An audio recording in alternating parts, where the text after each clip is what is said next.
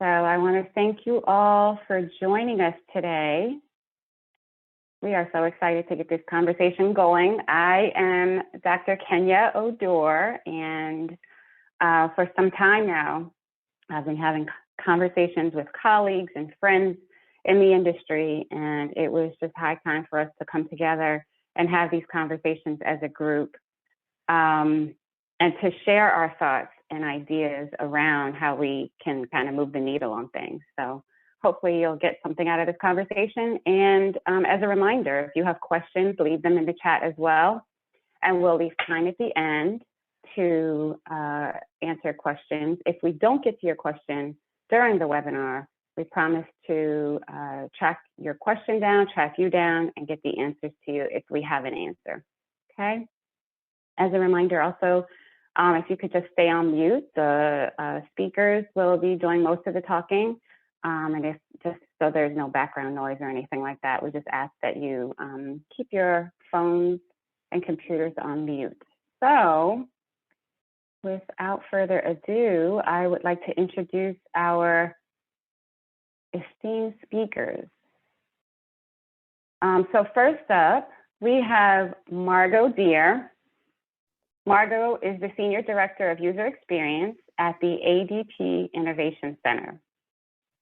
Margot has lived and worked in Canada, the UK, and most recently, California, working at companies like LexisNexis, Citrix, and ADP as a UX leader. She's actively involved in the UX community in Southern California, and this includes activities such as mentoring, UX talent, and nonprofit board membership. So again, Margot, thank you so much for taking time out of your schedule to participate in today's webinar. Thanks, Kenya. Next up, we have Sogra Mishaf. Sogra is Director of Research and Out-of-Box Experience Strategy at HP. Sogra is accountable for supporting user research and experience validation needs for global experience design teams and print hardware systems. She's also accountable for delivering holistic UBI, or out-of-box experience strategy for home, SOHO, SMB, enterprise users with inviting, straightforward, and compelling end-to-end experiences from unboxing to setup and onboarding into the HP ecosystem. Welcome, Sogra, and again, thank you as well. Thanks, Kenya. Hi, everyone. And finally, we have Dr. Reality Canty, and Reality is a design researcher at Google. Reality Canty, is committed to building equitable partnerships and experiences with cross-functional product teams, policymakers, and academics, as well as organic scholars and futurists that identify as members of one or more marginalized communities. As UX research lead for Google's equity engineering team, his impacts extend product areas throughout the Alphabet ecosystem. And again, thank you very much and welcome to you as well, Reality. Thank you, it's nice to be here. All right, so I've given an introduction to our speakers.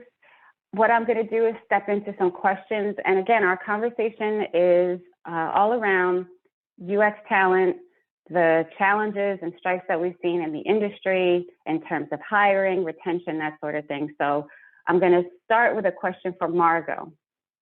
What are the one or two biggest hiring challenges you currently face? Okay, I have a few. When we were first talking about this webinar, I was kind of giving a bit of context because ADP is a 70-year-old company that is sort of really been moving into technology, I would say, in the past decade. And as you mentioned, Kenya, I'm part of the wave of new hires that joined with the Pasadena Innovation Center, the first one being in Chelsea in New York.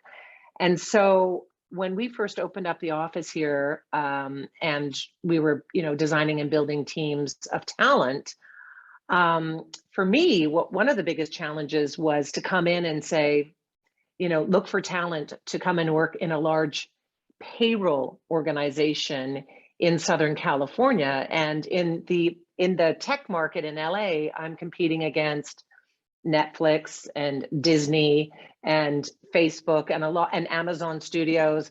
So there I am, kind of trying to pitch in a way, how I want people to join my team. So I found that to be an interesting challenge because, I sort of, I always kind of call it like I was competing against Mickey Mouse. Do you want to come? Do you want to come and work in tax compliance, or do you want to go work for Mickey?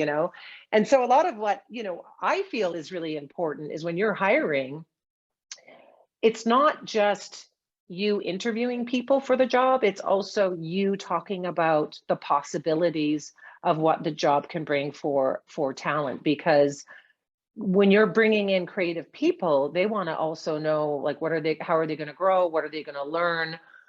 How it's going to impact their portfolio, as they can continue and develop in their career. So that was kind of an interesting framework for me to kind of move into. And then the other thing is that I've been noticing more and more is that,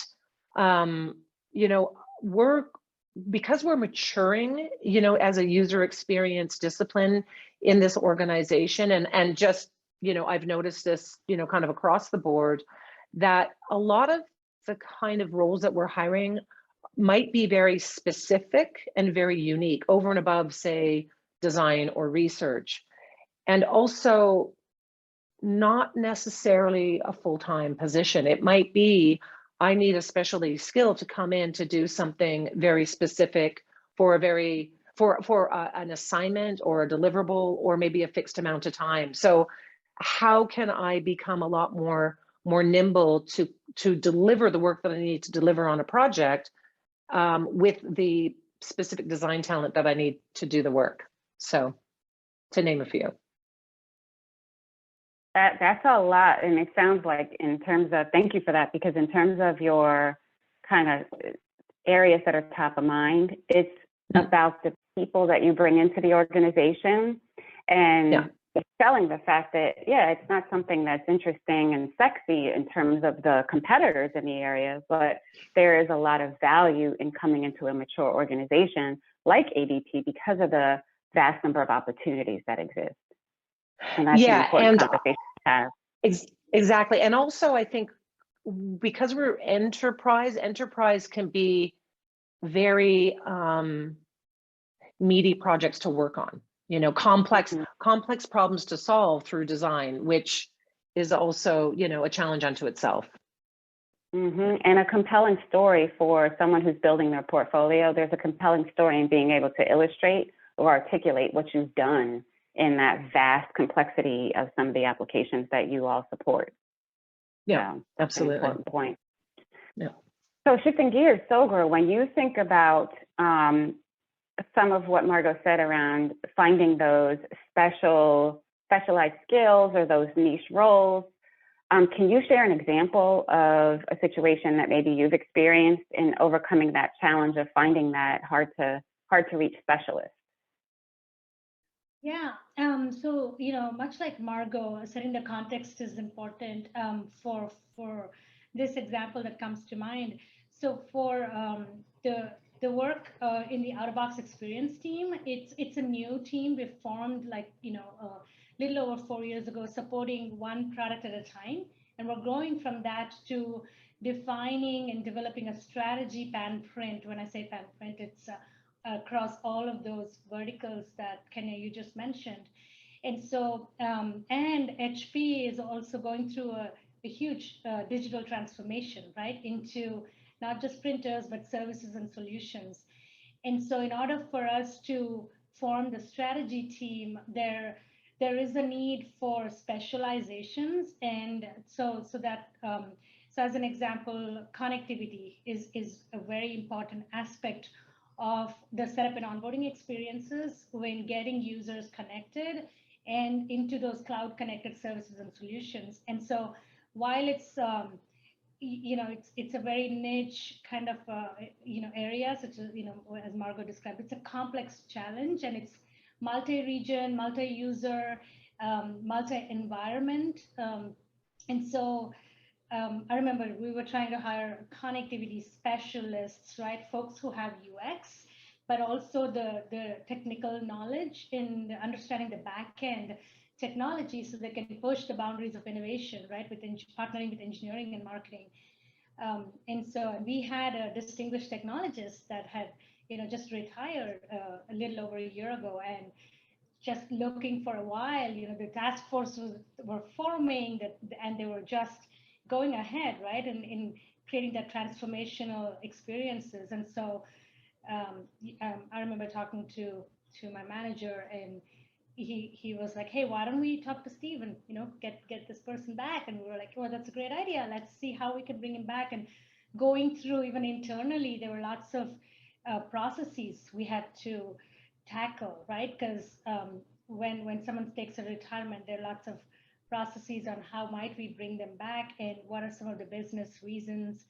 So that was an example of how we had to look at other avenues, not just when we hit a wall, how do we try to be creative and bring someone back into a workforce. And of course he loves the challenge, and so we talked him into coming back, and it's been great partnering with him and our designers so that the tribal knowledge also will start happening, right? So that's an example of how we do have to look around and try different ways to hire and retain talent.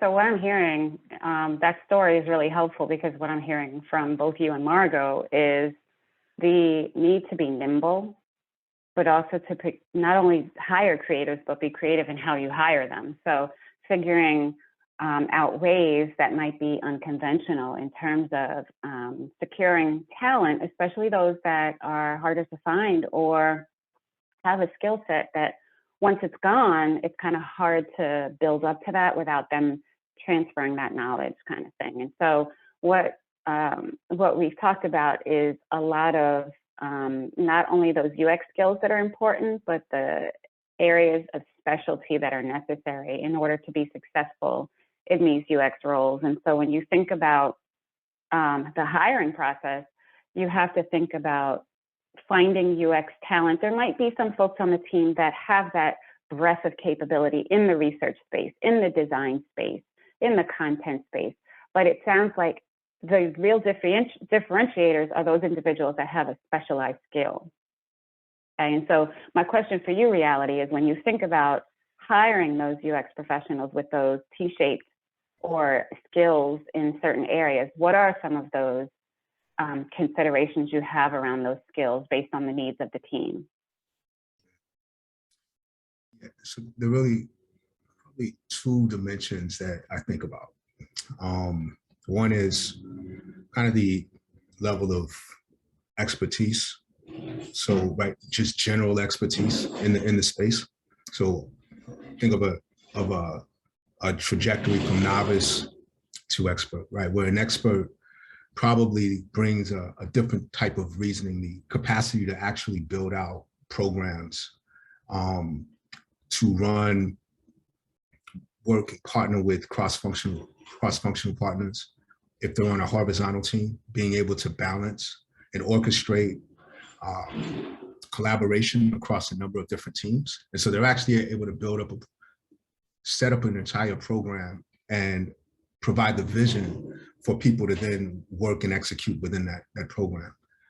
Novices, I'm looking at people who can come in and be highly tactical. So in UX, they're really strong in anywhere from two to three methods. And given a particular set of goals, they're able to take care of that, handle that quickly. In terms of the more in-depth aspect, the horizontal part of the T, it depends. That depends on what the problem constraints are in the domain. So it might be something around payments, and if it's in payments, then there's someone who may have a deep background in understanding fintech, understanding what some of the user expectations are, mental models are around processing payments, around what, for example, if you're when you make a payment and you're on your mobile phone and you get you see an indicator that something is processing, right? The amount of time that indicator is processing something relates to the expectation for someone in terms of feeling safe, making judgments about the trustworthiness of the transaction. It could be an AR, in AR or VR. And think about how nascent and young those spaces are. People, maybe they come out of college with those backgrounds. If not, these are people who maybe is playing around and building that skill set outside of work as a hobbyist. And so I'm looking, where am I looking at for sources, for opportunities to have built that expertise?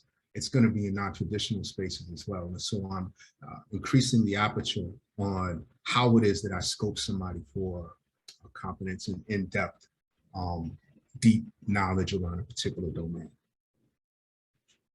That makes sense. So that makes me think of two things.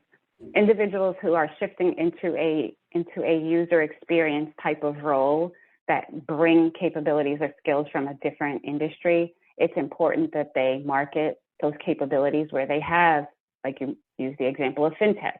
Maybe they have experience in a different role, a non-UX role in fintech. It's important to call out that skill set in addition to what capabilities you have around the UX research or design space. And it's interesting as you all talk about these different roles, there's that nimbleness that's needed in the organization, but it's also the necessary or the part that you have that requires you to keep the employees engaged. So everything's not always going to be interesting and that sort of thing. So Margot, my question for you is, how do you keep your team excited and engaged, especially when they're not working on those really sexy problem spaces from a UX perspective? Sometimes I think, we as leaders or people who hire teams or design teams for that matter, we're not in the day-to-day, right? So, and also we're kind of far removed. So I like to look at, how I like to sort of, I guess, manage things is kind of approach things as a bit more as a brainstorming session, because everybody, can bring something to the table, and I'm just thinking, because I see Kevin Simons is on the call, and Kevin worked with me a few years ago when he came into intern after he graduated from the Art Center. And, Kevin brought all kinds of information that never even crossed my mind on some of these projects. And you just have to kind of let people run with it, right? And so I think that's kind of the nice thing about being the creative team, is that you kind of have that freedom to pivot, and everybody can bring something to the conversation where you can brainstorm, because projects will not take a straight line, like they'll continue to shift and change. So I think you have to be open to that, open to pivoting in how you thought you were going to approach it from a UX team, and maybe also pivoting from how it was understood that this was going to be a problem that we were going to solve through design for the user, if you know what I mean. So I think sometimes it's also how you build the team and what they bring to the table. So I like to liken it as like, I was just gonna say, I like to liken it as like, if you're going to have a dinner party, like, who do you want to bring, right? Like, who's bringing the wine, and who's bringing, the salad, and who's bringing the conversation, because you kind of want to have, like, how would we bring it all there? So sometimes it's more looking at like, how are we going to get through this? And to your point, it's not just about skills on paper. It's about, as leaders in the organizations, planning things strategically, like that dinner party, to make sure that you have all bases covered. And part of your role is to also provide support and remove impediments from the team not being able to utilize that creativity that they bring to the table in the first place. So how can you give them the room in the constraints of an organization to be creative? just as they are. Exactly. That's Exactly. important. That's very important. So Sogra, what are some of the strategies that you've used or that you currently use to retain your best people? Yeah, interesting analogy. I love the dinner party analogy. I think for us, the way I like to, um, you know, work with the team is much like Margot said, we're all a team, right? We each bring something to the table, and not just in design, right? It's cross-functional, making sure that we are collaborating, influencing, contributing, and celebrating the wins, right? For me, it's all about recognizing the contribution, and recognition is important, and connecting the dots with their contribution to the wins is important.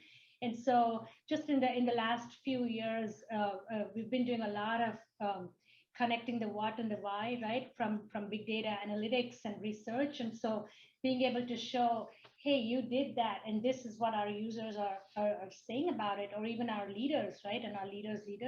So being able to connect the dots on the key contributions and keeping them engaged is important. Well, that said, it sometimes can be a grinder, and so trying to influence is hard when you're not responsible but you're accountable. And so how do you drive that the accountability?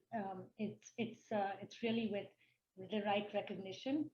And in my team, both in research and the strategy team, it's important that it's like a service kind of horizontal teams. So we do work with a lot of the vertical teams. And so being able to show that the collaboration does go beyond just, throwing a report over the fence is critical. And also keeping a very open, free to move around culture is important, because at the end of the day, as long as they're with HP, we're happy, right? And so there are many design teams. So I'm always encouraging everyone to look around and see, and we can't be happy all the time, but we have to be happy most of the time, right? And so being able to try a different team or a different discipline is important. And so encouraging that will actually just does help, right? And also showing a growth path and promoting from within is very important to me. So I love the culture of being able to lean in and grow is also important. And so showing them how they can move and how they can bring others with them is important. So that's. You said a lot, and I love that, because you talked about the consulting piece inside the organization. So it's treating your role in the organization as if you are an agency of sorts inside the four walls of the corporate organization you live in. And that means that you treat your partners in the business and development, marketing, et cetera, you treat them in the same way that you would if you were in an agency, where you make sure that you understand what are the goals, what are you looking for in terms of outcomes, timelines, and how can we deliver within the constraints of the business, but allow us to flex our creativity and to be good partners, good stewards in terms of how we partner and deliver. I like that. And years ago, I remember having a speaker come to a women's group when I was in-house, and she was an entrepreneur herself, a small business owner. And I'll never forget, she gave us the story of, becoming an entrepreneur. She came out of a big organization, but she said, don't let your current role inside of an organization stop you from being an intrapreneur. So inside your organization, you can be an intrapreneur, just like someone outside of an organization is an entrepreneur. And so you want to think about those opportunities that you have to do things creatively or differently where there is room to do that. With that in mind, Rial, are there internal or organizational efforts that you've seen UX professionals contribute to or create that may not be directly tied to the products or service offerings that they are focused on? Yeah, just listening to you talk about the entrepreneur. I think it's critical that people, when they come into a company, that they treat themselves as a business, and looking to find opportunities or create opportunities to add value. Earlier we were talking about how being in different types of situations. So if you're, maybe doing working in a case where you feel bored with the work.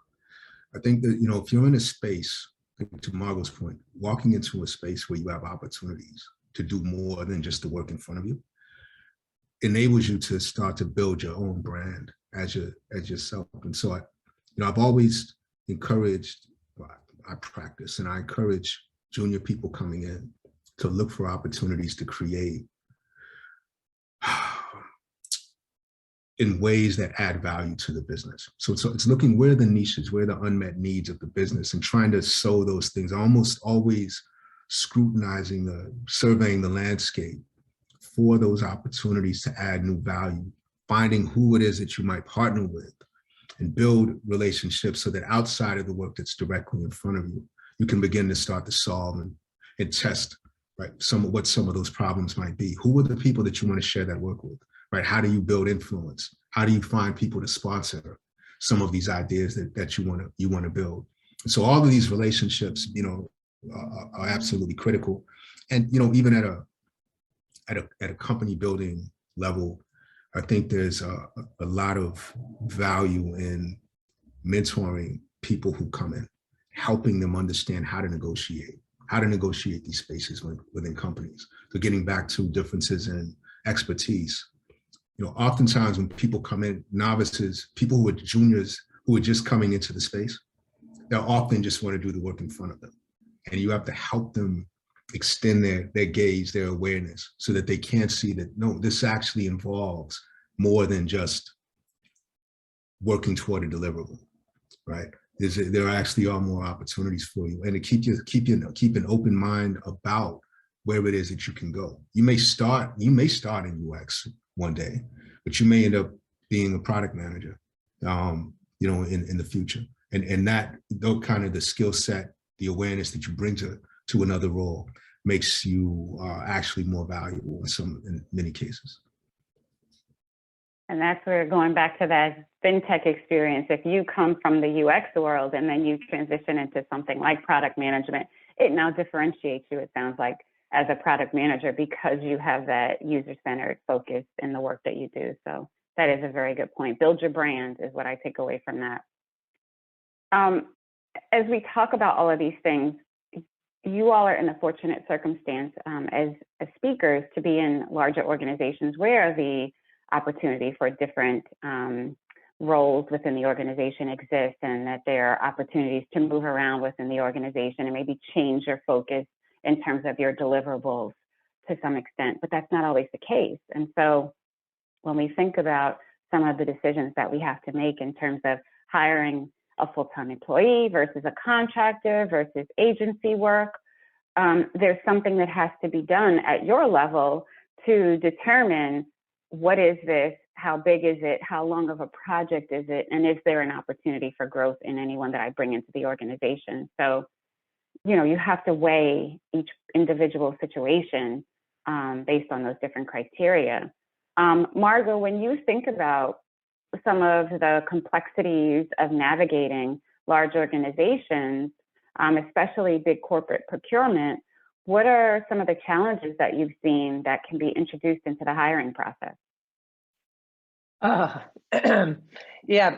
Procurement, that's a tough one because, just a recent example, because we needed to bring in a very specialized designer, a graphic designer who could kind of come in and do some illustration work and I want to say like kind of lightweight creative direction into the product, because we have a very competent team of interaction designers and user experience people, but we have sort of a set of brand guidelines that needs to be brought into the product. So I sourced somebody to come in to do the work. It's very difficult to estimate the hours, you know, and so I had to create a document that articulated what they were going to be doing for 18 months, which is kind of impossible, so that so it could be budgeted, you know. And then I had to do probably about 3 months of paperwork to make it happen, which is doable, but it's not practical. Like, it's not lean, it's not agile or anything like that. It would be really, you know, interesting if, you know, like large enterprises could respond more to this sort of agency model, where you could kind of have people come in at specialized skill sets to kind of do something, maybe, you know, maybe 6 months or not. Because for me, I think if I bring in a contractor, I think I've got to keep them busy for 40 hours a week, you know? And so if things kind of taper out, do they go off the contract that maybe I need to bring the same person in because of the subject matter expert, and then the next 2 months, you know, so it's a trade-off. I think we need to be a lot more nimble how we bring in talent, and then have a broader talent pool, or, you know, to work with. It would be make things a lot easier. Yeah. Because things ebb and flow, you need that nimbleness in that whole process of bringing someone in and ramping them down and bringing them back in. Yeah, absolutely. Yeah, that makes sense. Yeah. That makes a lot of sense. So when you think about that, Sogra, from your perspective, given, you know, you gave the example of the specialized skill that you had to go and find in someone who had just retired, when you think about the current talent landscape in your organization, what are some of the things that you have to assess before hiring or engaging an agency? Yeah, I think depending on the role, whether it's you know, a contractor we're bringing in for, you know, for long-term 40 hours a week, or something we're outsourcing where it's a work that they just do, and then we focus more on the deliverables and time and materials, or if it's, you know, full-time folks we're hiring. In any of these roles, I think for me, we're looking not just for the experience and the expertise they bring and the knowledge and information they bring, but we're also looking for very specific personalities in the organization, right?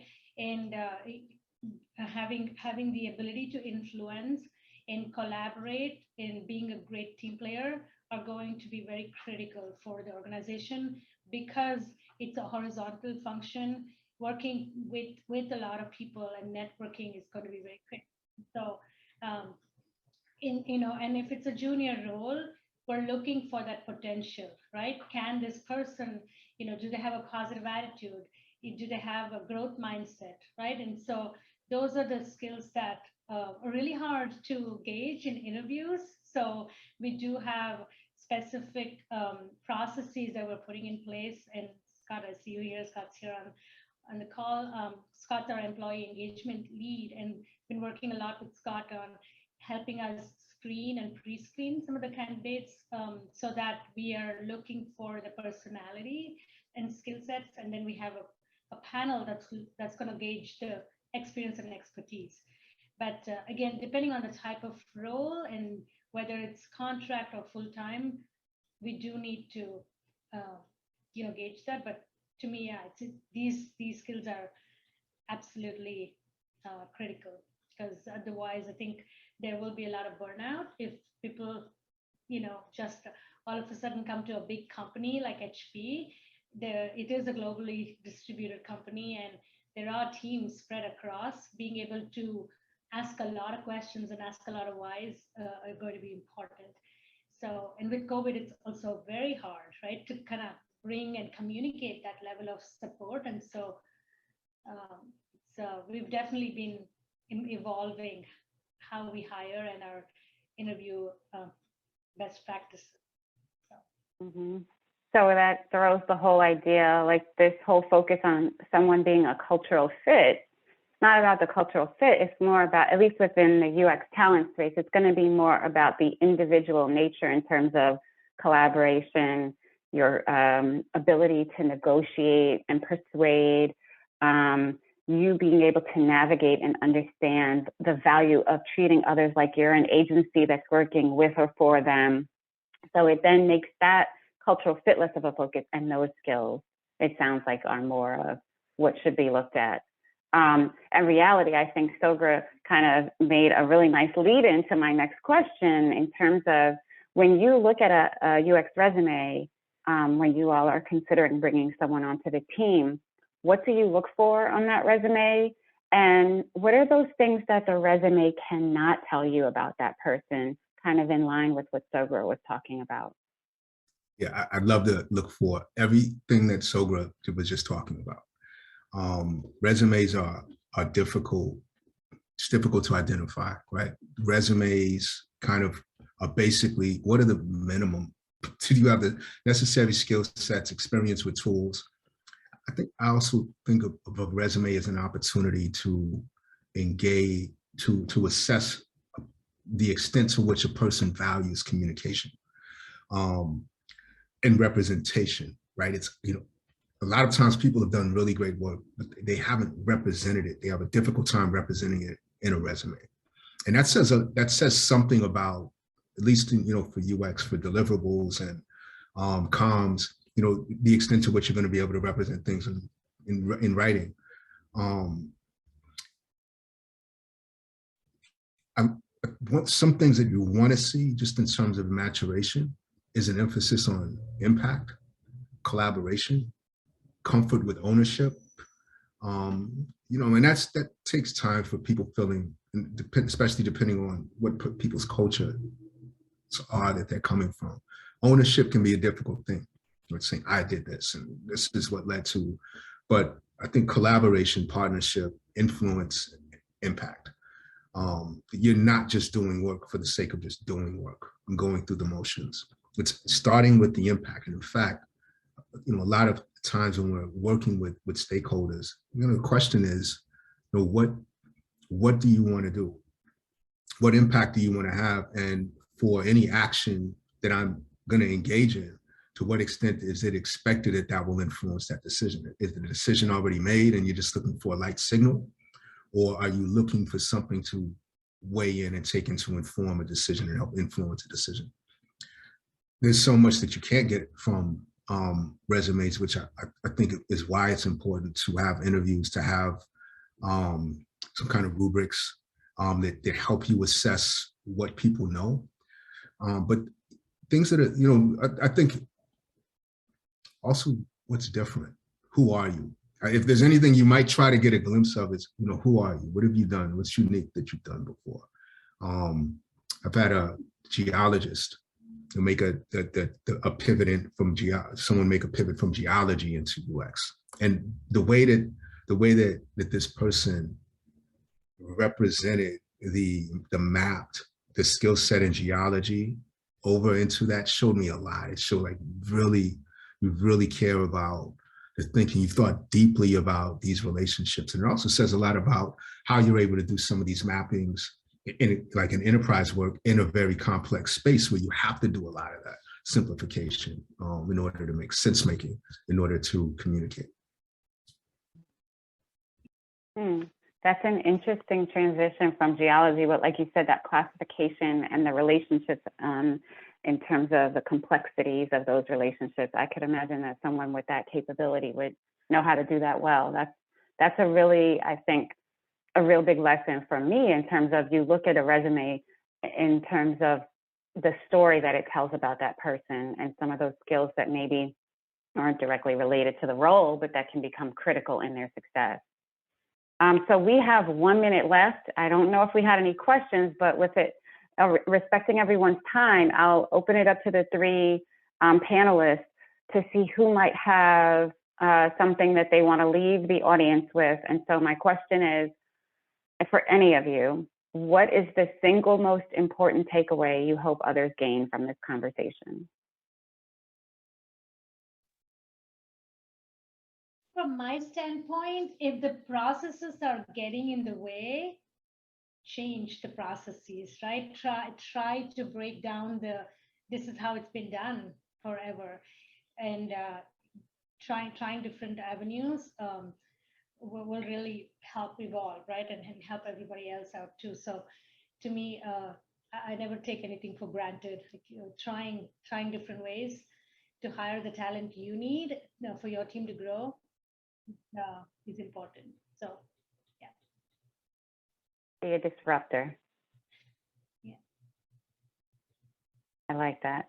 Okay, so it's 4:15. I want to thank you all again for attending our webinar. Panelists, I want to thank you for taking time out of your day, out of your lunch break to talk to the group, and we'll make things available in terms of any questions that may have come up. We'll provide responses, and do not hesitate to, for any of the companies that were represented through our panelists, if you're looking for opportunities or know someone else that is, have them check out their websites, because I believe all three of them have openings within their organizations. Yep. All right, well, I hope that all of you will have a wonderful day, and thank you again for attending. Bye. Bye.